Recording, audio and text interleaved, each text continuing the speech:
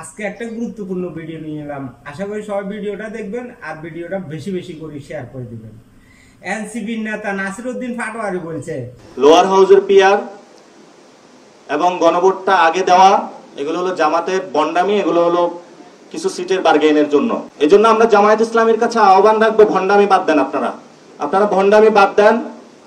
ভন্ডামি বাদ দিয়ে অন্তরে কি আছে একটু খুলে বলেন।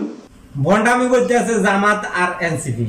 তো জামাত আর এনসিপি ভন্ডামি করতে আছে, এটা আসলে দ্বিতীয়বার বলার কোনো দরকার নাই, কারণ এটা বাংলাদেশের জনগণ দেখতে আছে।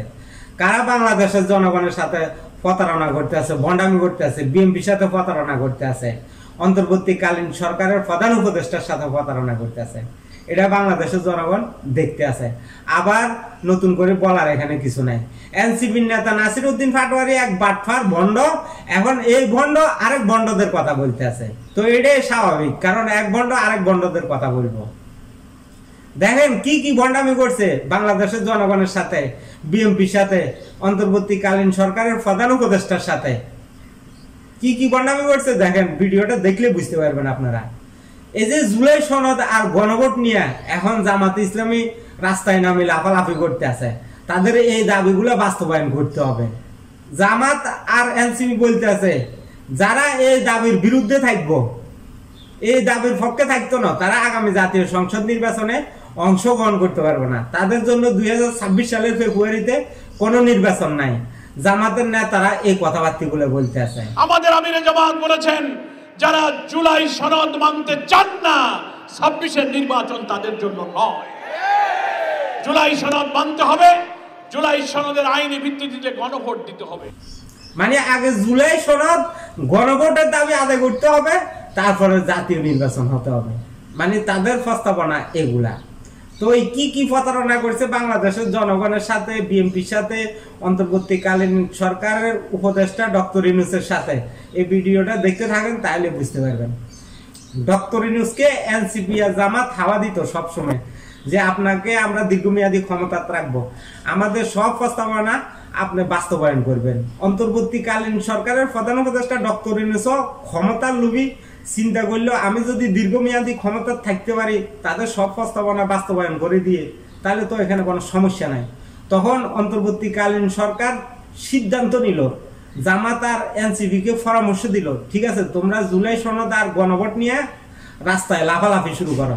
তখন যে কথা হে কাজ, এনসিপি আর জামাত জুলাই সনদ আর গণভোট নিয়ে রাস্তায় যায় লাফালাফি শুরু করছে। মানে তাদের সব প্রস্তাবনা বাস্তবায়ন হবে। মোটামুটি সব প্রস্তাবনা বাস্তবায়ন করতে এনসিপি আর জামাত সক্ষম হয়েছে, শুধু কিছু প্রস্তাবনা এখনো বাকি আছে।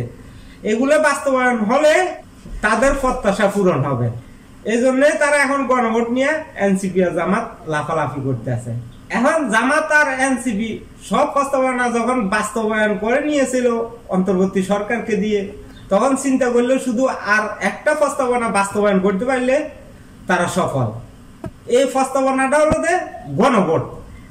গণভোট যদি বাস্তবায়ন হয়, তাহলে এখানে আর অন্তর্বর্তীকালীন সরকারের প্রধান উপদেষ্টা ডক্টর ইউনূসের কোনো মূল্য থাকে না, কারণ আগামী জাতীয় সংসদ নির্বাচন হবে জুলাই সনদের ভিত্তিতে।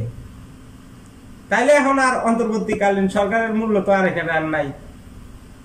তো এই জন্য তারা দাবি করতে আছে, আগে গণভোটের ভিত্তিতে জুলাই সনদের ভিত্তিতে আগামী জাতীয় সংসদ নির্বাচন। এই জুলাই সনদের ভিতরে এমন এমন প্রস্তাবনাগুলো লুকিয়ে আছে, যে প্রস্তাবনাগুলো যদি বাস্তবায়ন হয়, তাইলে এখানে আর অন্তর্বর্তীকালীন সরকারের প্রধান উপদেষ্টার আর কোনো মূল্যই থাকে না।